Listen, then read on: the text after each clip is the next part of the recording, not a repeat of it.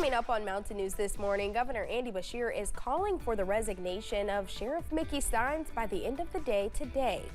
And the Lieutenant Governor is stressing the importance of increasing the literacy of Kentuckians.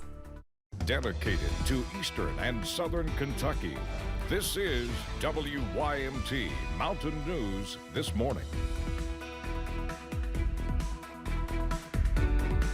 Good morning, I'm Madison Carmouche. We're at 6:30 this Friday morning, and it's finally here. It's Friday, but it is also a first alert weather day, so let's send it over to meteorologist Tim Drawbridge to see what we're tracking. And that theme is going to continue into the weekend, too, Madison, as Helene decides to circle back at us as we hit through Saturday into Sunday.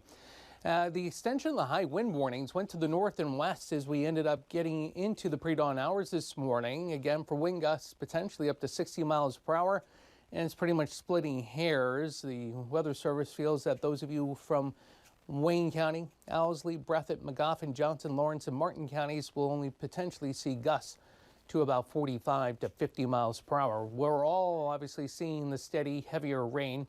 We'll all continue to see another wave push through late morning through the afternoon. So flood watches remain in effect for now all of eastern and southern Kentucky. We're at 64 here in Hazard, but it's 72 down your way at Jonesville. The pinpoint Doppler radar shows things lightening up toward Harlan, Norton, and Kingsport. That will move as well to the north and west, so things ease up for only a short period of time before picking up mid to late morning into the early afternoon. And as that rain picks up again, that coincides with the strong gusty winds with a high today in Hazard getting into the mid 70s.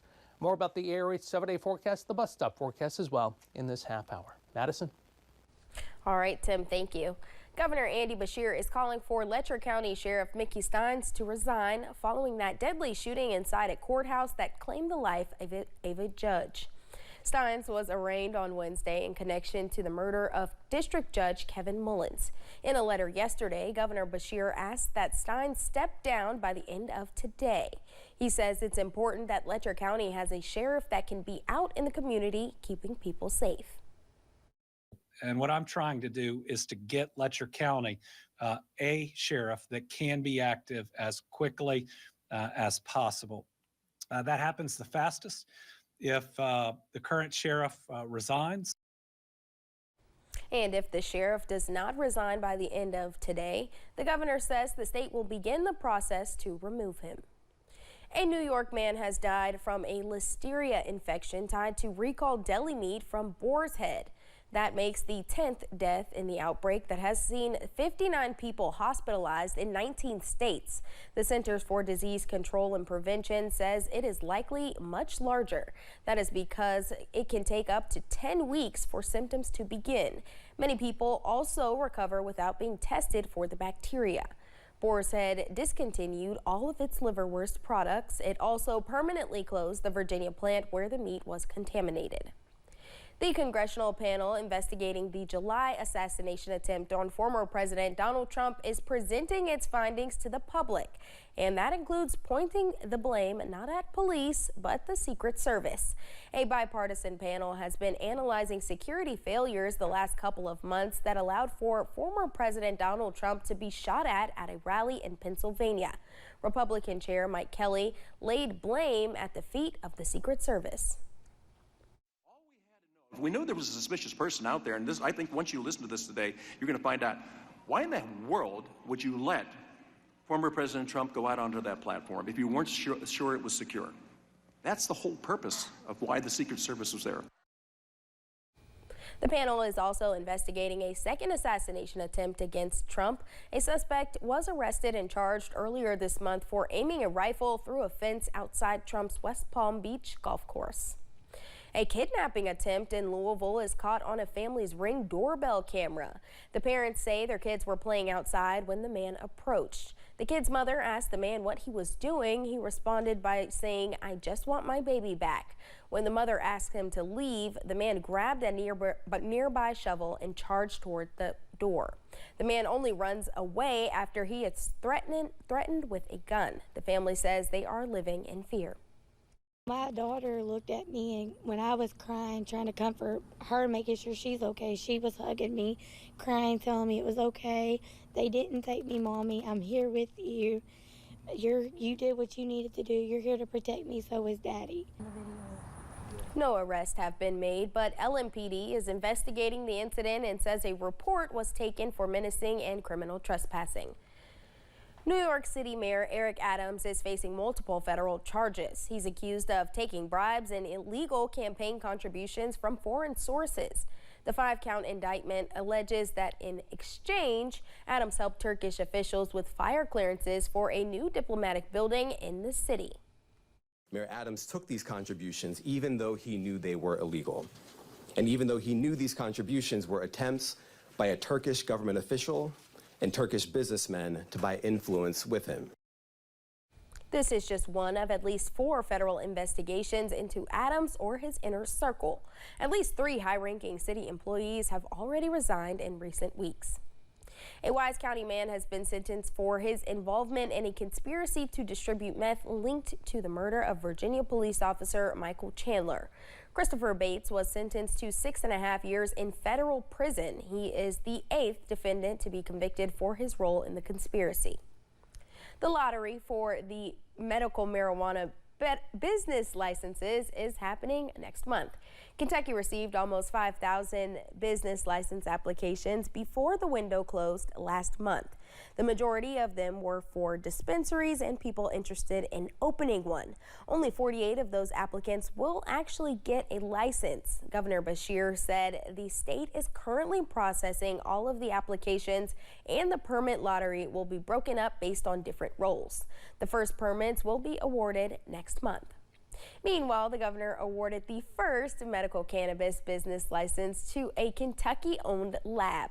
KCA Labs is located in Nicholasville, just south of Lexington. Their job focuses on regulatory and safety testing for medical cannabis products before it's put in the hands of cardholders. Governor Beshear was thrilled to make this announcement as officials handed off the first license. Well, I love that the first license is going to an entity that helps us do this safely. Our Office of Medical Cannabis has established strict regulations, and safety compliance facilities like KCA will guarantee all Kentucky cannabis is held to the highest medical standards. Labs are in different category groups from cultivators, processors, and dispensaries, so a lottery is not needed to give out those licenses. Kentucky's Lieutenant Governor is encouraging literacy in the Bluegrass State. Yesterday, Lieutenant Governor Jacqueline Coleman was in Ashland meeting with the board of directors of the Jesse Stewart Foundation. The Jesse Stewart Foundation is a nonprofit started by the author Jesse Stewart and his wife back in 1979. It republishes Stewart's work and as well as publishing books by other local authors. I am here as Lieutenant Governor, but I'm also the mother of a 4-year-old. And we read every day because we know how important that is. And so when it comes to early childhood literacy, that is the best indicator of kindergarten readiness, of 3rd grade literacy rates. The Jesse Stewart Foundation bookstore and gift shop is on 13th Street in Ashland. The Appalachian Regional Commission is awarding a pair of $700,000 grants to Southwest Virginia. That announcement coming from Congressman Morgan Griffith's office. The funding awarded to Big Stone Gap will support infrastructure upgrades at Big Cherry Lake. The funding awarded to Wise County will support wastewater treatment system improvements at the Mountain Empire Community College's Center for Workforce and Innovation for Appalachia. The Moorhead community is mourning the loss of Troy Caldwell, a beloved tow truck driver who was killed on I-64 in Bath County Wednesday evening. The 54-year-old died after being struck by a commercial vehicle while working near mile marker 124.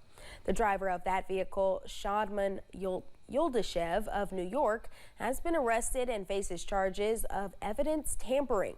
Caldwell has been described as someone who left a profound impact on the community. And Troy was just a nice guy, always willing to do anything that you ask him to do. He would go above and beyond on accident scenes, so it's a tough loss for everybody. Officers say Yoldashev was watching YouTube at the time of the crash.